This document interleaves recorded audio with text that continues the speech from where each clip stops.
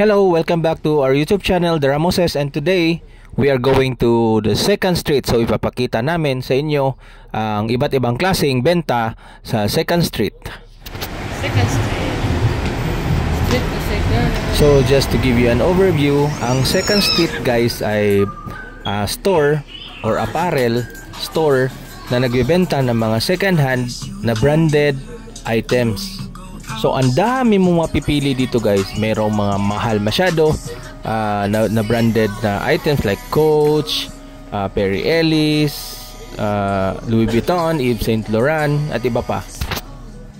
And if you're on a budget, so meron din naman silang mga affordable na brands.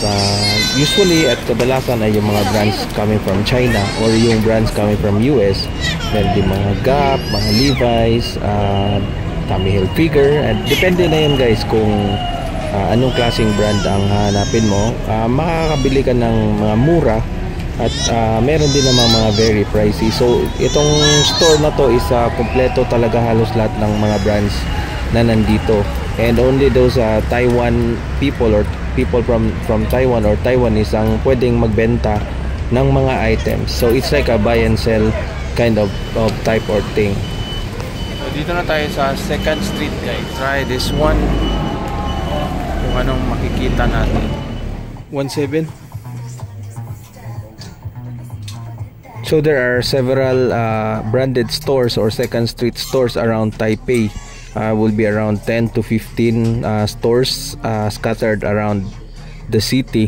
So marami kang mapagpipilian, and I'm sure hindi ka maboboard sa kakahanap ng mga gusto mong items or products.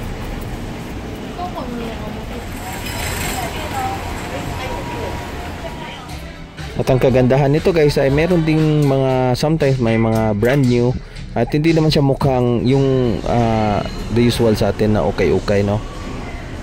May mga brands talaga siya tawan na mint condition or yung binenta lang talaga.